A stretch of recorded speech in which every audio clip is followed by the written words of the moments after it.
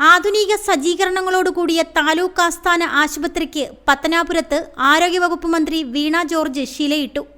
ഗതാഗത വകുപ്പ് മന്ത്രി KB ഗണേഷ് കുമാർ അധ്യക്ഷത വഹിച്ചു. ആശുപത്രി നിർമ്മാണത്തിനായി തിരഞ്ഞെടുത്ത സ്ഥലത്ത് ചേർന്ന സമ്മേളനം ധനകാര്യ വകുപ്പ് മന്ത്രി KN ബാലഗോപാൽ ഉദ്ഘാടനം ചെയ്തു.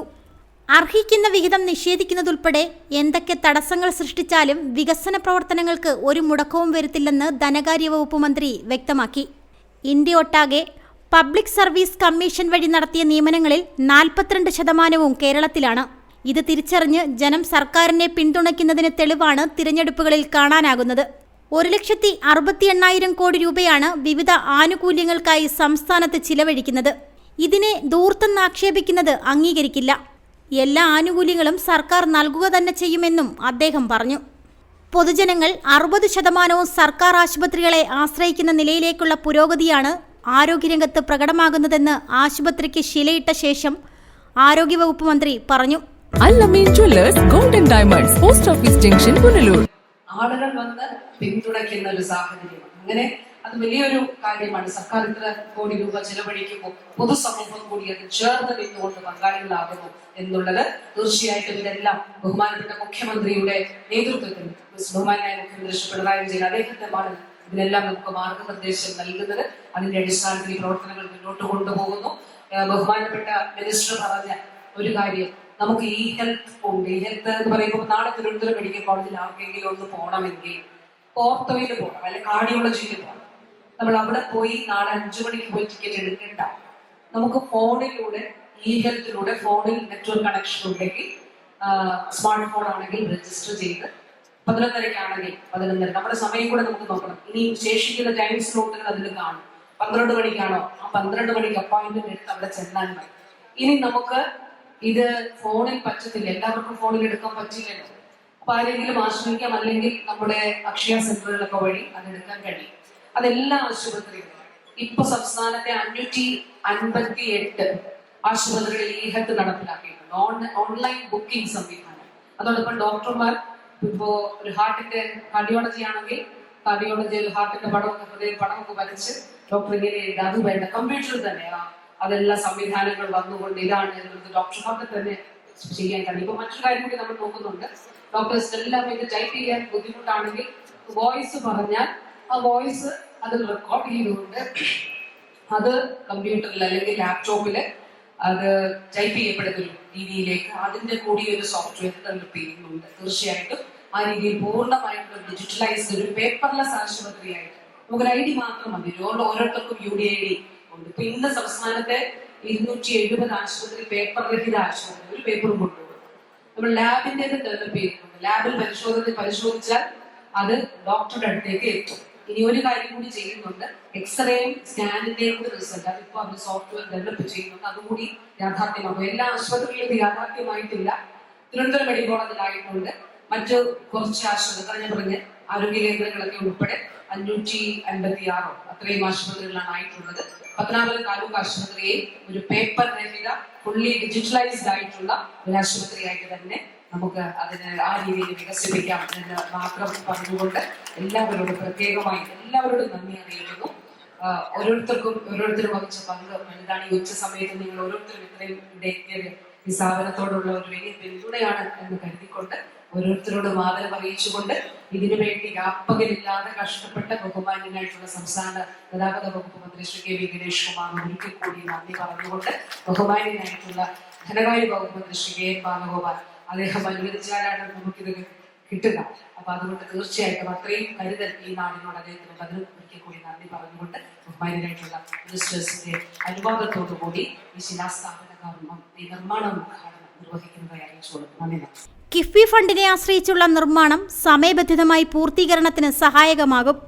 ഇ ഹെൽത്ത് സംവിധാനത്തിലൂടെയുള്ള ഓൺലൈൻ ബുക്കിംഗ് വഴി രോഗികൾക്ക് സൗകര്യപ്രദമായി സർക്കാർ ആശുപത്രികളിൽ ചികിത്സ തേടാൻ അവസരമൊരുക്കി.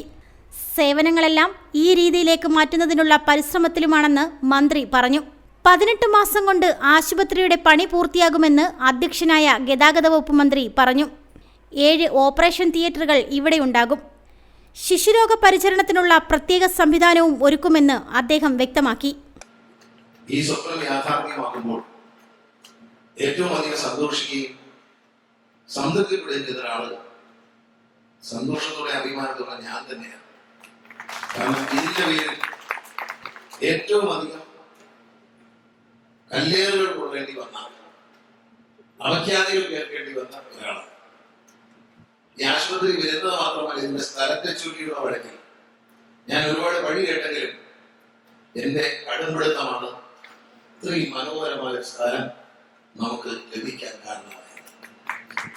അന്നെല്ലാവരും എന്നെ കുറ്റം പറഞ്ഞെങ്കിലും ബസ് ഇറങ്ങുന്നിടത്ത് വേണം എന്നൊരു നിർബന്ധം പിടിച്ചു. ബസ് ഇറങ്ങി സാധാരണക്കാരായ ഒരു സർക്കാർ ആശുപത്രിയെ ആശ്രയിക്കുന്നവർ ബസ് ഇറങ്ങി നടന്നു കയറാൻ പറ്റുന്ന ഒരു സ്ഥലത്ത്, KSRTC ബസ്സായാലും പ്രൈവറ്റ് ബസ്സായാലും ഇറങ്ങി നടന്നു കയറാവുന്ന വിധത്തിൽ, അവിടെ നിന്ന് പിന്നെ ഓട്ടോറിക്ഷ പിടിക്കാൻ പണം ഉണ്ടാവില്ല. അസുഖമായിട്ട് വരുന്ന ഒരാൾ വീട്ടിൽ ഡോക്ടറെ കാണാൻ വരുമ്പോൾ ബസ് ഇറങ്ങി നേരെ നടന്നു കയറാൻ പറ്റുന്ന ഒരു സ്ഥലത്ത് വേണമെന്ന് പറഞ്ഞുകൊണ്ട് നിർബന്ധ ബുദ്ധിയോടെ ഞാൻ നിന്നപ്പോൾ ഞാനൊരു പക്ഷത്തും എല്ലാവരും മറുപക്ഷത്തും. എനിക്കെതിരെ പത്തനാപുരം ടൗണിൽ പങ്കുവെച്ചവരുണ്ട്. ഞാൻ പറഞ്ഞു അപ്പൊ ഈ റോഡ് സൈഡിലുള്ള സ്ഥലമാണ്, ബ്ലോക്ക് ഓഫീസിലുള്ള സ്ഥലമാണ്. അങ്ങനെ അതിന് വാശി പിടിച്ചപ്പോൾ പിന്നെ സ്ഥലം കിട്ടിയ നമ്മുടെ ലീഗറിനായ മുൻ പഞ്ചായത്ത് പ്രസിഡന്റ് അറിയാം, ഞങ്ങൾ രണ്ടുപേരും വളരെ വേദന അനുഭവിച്ചിട്ടുണ്ട് തനിച്ചിരുന്നു.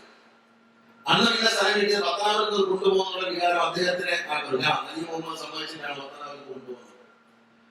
അങ്ങനെ നമ്മൾ പല സ്ഥലം നോക്കി, ക്രൗൺ ഓഡിറ്റോറിയത്തിന്റെ ആ വഴിക്കകത്തൊരു സ്ഥലം നോക്കി. ഞാൻ പറഞ്ഞു പറ്റില്ല. അത് കഴിഞ്ഞ് രാജവാസഭവന്റെ വീട്ടിൽ നിന്ന് അങ്ങോട്ട് പോകുന്ന ഭാഗത്ത് അവിടെ സ്ഥലം നോക്കി. ഞാൻ അത് പറ്റൂല. അങ്ങനെ പറഞ്ഞു ഒരു ദിവസം മുഹമ്മദ് പ്രദീപ് എന്ന് പറഞ്ഞു, ഇവിടെയാണ് ഒരു സ്ഥലം കിടക്കുന്നത്, 4 കുടുംബങ്ങളെ വകയാണ്. അവരെ സമീപിച്ചു, അവര് പറ്റില്ലാന്ന് പറഞ്ഞു. ഇവിടെ നമ്മളെ ഞാൻ സംസാരിച്ചു നോക്കട്ടെ, ആലോചിക്കണം എന്ന് പറഞ്ഞു. 4 കുടുംബക്കാരാണ്. അതിലൊരു കുടുംബക്കാരൻ ഇപ്പോൾ അവിടെ താമസമുണ്ട്. അവരുടെ 4 പ്രോപ്പർട്ടിയാണ്. അങ്ങനെ അലി മുഹമ്മദ് പ്രദീപും എല്ലാവരും പോയി സംസാരിച്ചു. അവരെ കുഴപ്പി. അപ്പൊ പറഞ്ഞു, ഇവരെ അച്ഛൻ പറഞ്ഞാൽ കേൾക്കുന്നു. അങ്ങനെ എന്റെ വലിയ പിതാവ് ബാലകൃഷ്ണ സാറിന് ജീവിച്ചിരിക്കുന്നു. അദ്ദേഹത്തിനോട് പറഞ്ഞു, ഇങ്ങനെയുണ്ട് ഒരു 3 പേരെ NSSന്റെ ആൾക്കാരാണ്. അങ്ങനെ 3 പേരെ അദ്ദേഹം വിളിച്ചു പറഞ്ഞു, ആശുപത്രി ഒരു പൊതു ആവശ്യമാണ്, കൊടുക്കണം.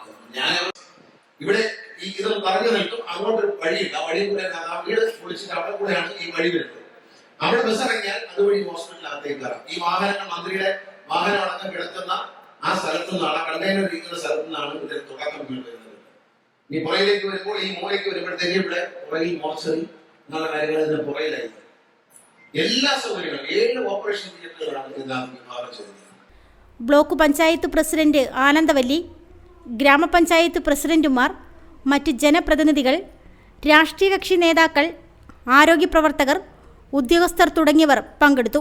പത്തനാപുരത്തിന് തിലകക്കുറിയായി മാറുന്ന വിപുലമായ സൗകര്യങ്ങളുള്ള ഒരു ആശുപത്രിയുടെ കെട്ടിടത്തിന്റെ നിർമ്മാണ ഉദ്ഘാടനമാണ്. അതിന്റെ ഭാഗമായിട്ടാണ് ഈ ചടങ്ങ് നടക്കുന്നത്. കല്ലടയാറിന്റെ തീരത്ത് നല്ല കാലാവസ്ഥയും അന്തരീക്ഷവുമുള്ള ഒരു സ്ഥലത്ത് ഇങ്ങനൊരു ആശുപത്രി വരുന്നതിനുള്ള പ്രവർത്തനം നമ്മൾ 1ാം പിണറായി സർക്കാരിന്റെ സമയത്തെ തുടങ്ങിയതാണ് എന്നുള്ളത് ഇവിടെ ഇരിക്കുന്നവർക്ക് അറിയാം. ഇത്തരം ഒരു ഉത്തരവാദിത്തത്തിലേക്ക് ഗവൺമെന്റിന്റെ ഭാഗമായി മാറുന്നതിന് മുമ്പ് തന്നെ രാഷ്ട്രീയ പാർട്ടി പ്രവർത്തകൻ എന്ന നിലയിൽ, LDFന്റെ പ്രവർത്തകൻ എന്ന നിലയിൽ ഞങ്ങൾ എല്ലാവരും പത്തനാപുരത്ത് കിഫ്ബി വഴി അനുവദിക്കുന്നതിന് വേണ്ടി നടക്കുന്ന ശ്രമങ്ങളിൽ സ്ഥലം കണ്ടെത്തുന്നതിനൊക്കെയുള്ള ധാരാളം പ്രവർത്തനങ്ങൾ നടന്നു. പക്ഷെ ഇപ്പോഴാണ് നമുക്ക് നിർമ്മാണത്തിലേക്ക് എത്താൻ കഴിയുന്നത്. നിർമ്മാണത്തിൽ എത്താൻ കഴിയുമ്പോൾ 2 ഏക്കറോളം സ്ഥലമുള്ള നല്ല നിരന്ന ഭൂമിയുള്ള സ്ഥലത്താണ്. ഒരൊറ്റ കാര്യം മാത്രമേ നോക്കൂ, വലിയ വെള്ളപ്പൊക്കം വന്നാൽ ഉള്ള ചെറിയ കാര്യങ്ങൾക്ക് ഒരു പ്രൊട്ടക്ഷൻ വേണം. അതുകൂടി നിർമ്മാണത്തിന്റെ ഭാഗമായിട്ട് കാണും കഴിഞ്ഞാൽ. പക്ഷെ ഇത്രയും എന്നിട്ട് ധാരാളം ആളുകൾ താമസിച്ച വളരെ പ്രധാനപ്പെട്ട ഒരു മേഖലയിലാണ് വരുന്നത്. നമ്മുടെ അധ്യക്ഷൻ പറഞ്ഞതുപോലെ ആളുകൾക്ക് വളരെ ഉള്ളിലേക്ക് പോകുന്ന തരത്തിലുള്ള ആശുപത്രി അല്ല വേണ്ടത്. ഇറങ്ങി നടന്നു കയറാൻ പറ്റുന്നത് ഒരു നല്ല സൗകര്യമുള്ള സ്ഥലമാണ്. അത്രയും നല്ല സൗകര്യമുള്ള ഒരു സ്ഥലത്ത് ഇവിടെ ആശുപത്രിക്ക് സ്ഥലം കണ്ടെത്താൻ ഇവിടുത്തെ MLAയും ജനപ്രതിനിധികളും എല്ലാം കൂടി നടത്തിയ പ്രവർത്തനം വിജയിച്ചു എന്നുള്ളതാണ് 1ാമത്തെ ഘട്ടം. അത് വളരെ നല്ല ഒരു സെലക്ഷൻ ആയിരുന്നു. ഈ സ്ഥലം കിട്ടാൻ വളരെ ബുദ്ധിമുട്ടാണ് പത്തനാപുരത്ത് എന്നുള്ളത് നിങ്ങൾക്കെല്ലാം അറിയാം. സ്ഥലത്തിന്റെ പരിമിതിയുണ്ട്. ഉള്ളിലേക്ക് പോയി കഴിഞ്ഞാൽ നമുക്ക് ഞാൻ ഈ പറഞ്ഞ പോലെ യാത്രയുടെ പ്രശ്നമില്ല. ഇവിടെ നല്ല സ്ഥലം കിട്ടി. വലിയ സൗകര്യമുള്ള, ഏറ്റവും ആധുനികമായ തിരുവനന്തപുരത്തെയോ എറണാകുളത്തെയോ നഗരങ്ങളിലെ ഏറ്റവും വലിയ ആശുപത്രികളുടെ സൗകര്യമുള്ള തരത്തിലുള്ള സംവിധാനമാണ് ഇവിടെ വരാൻ പോകുന്നത് എന്ന് മറ്റ് ആശുപത്രി, കൊണ്ടൂർ ആശുപത്രിയും മറ്റും കാണുമ്പോൾ അറിയാമല്ലോ. ഇവിടെ ആദ്യ മോഡൽ ഇത്തരം ആശുപത്രി കൊണ്ടൂരാണ് വന്നത്. ആ സൗകര്യത്തോടു കൂടിയാണ് ആശുപത്രി വരുന്നത്. വളരെ പെട്ടെന്ന് തന്നെ പൂർത്തീകരിക്കുന്നതിന് വേണ്ടിയിട്ടുള്ള നടപടിക്രമങ്ങൾ എടുക്കുന്നുണ്ട്. കിഫ്ബിയാണ് ഇതിന് ഫണ്ട് ചെയ്യുന്നത്. കിഫ്ബിയെ ശ്വാസം മുട്ടിക്കാനും കിഫ്ബി എടുക്കുന്ന ലോഡുകളെ സംസ്ഥാനത്തിന്റെ ആകെ പ്രവർത്തനപരിധി ചുരുക്കാനും ഒക്കെയുള്ള ശ്രമങ്ങൾ നടക്കുമെന്ന് അറിയാം.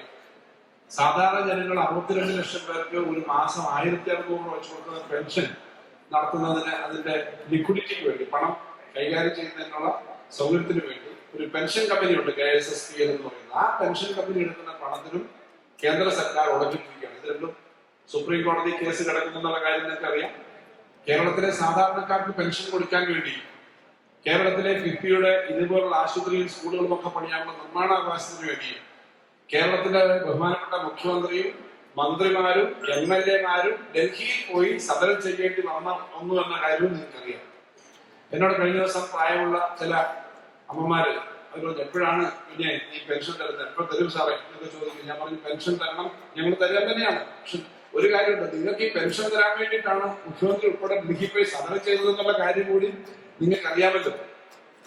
നവകേരള സദസ്സിന്റെ നടത്തിപ്പിനായുള്ള സ്പോൺസർഷിപ്പ് തുകയിൽ നിന്നും മിച്ചം വന്ന 2,30,000 രൂപ തുല്യമായി വീതിച്ച് ജീവകാരുണ്യ പ്രവർത്തനം നടത്തുന്ന ഗാന്ധി ഭവൻ, സ്നേഹതീരം എന്നീ സ്ഥാപന പ്രതിനിധികൾക്ക് ധനകാര്യ വകുപ്പ് മന്ത്രി KN ബാലഗോപാൽ കൈമാറി. റിപ്പോർട്ടർ സുബീഷ്, കോട്ടവട്ടം. പുനലൂരിന്റെ പൊൻതിളക്കം Al Nabeen jewellers golden diamonds, post office junction, Punalur. തൂക്കുപാലത്തിന്റെ നാട്ടിൽ സ്വർണ്ണ വിസ്മയം തീർത്തുകൊണ്ട് ലൈറ്റ് വെയ്റ്റ് സ്വർണ്ണാഭരണങ്ങളുടെയും ഡയമണ്ട് ആഭരണങ്ങളുടെയും മഹനീയ ശേഖരം. പഴയ ആഭരണങ്ങൾ ഉയർന്ന വിലയിൽ വിൽക്കുവാനും ഉടൻ പേയ്മെന്റിനുമുള്ള സൗകര്യം. വിവാഹ പർച്ചേസുകൾക്കും പ്രത്യേക ഓഫറുകളും ഡിസ്കൗണ്ടുകളും. എല്ലാ പർച്ചേസുകൾക്കും ഉറപ്പായ സമ്മാനങ്ങൾ. ഷോറൂം എല്ലാ ഞായറാഴ്ചകളിലും തുറന്നു പ്രവർത്തിക്കുന്നതാണ്. Al Nabeen jewellers golden diamonds, post office junction, Punalur. Phone 0475 291 2916 8129 69916.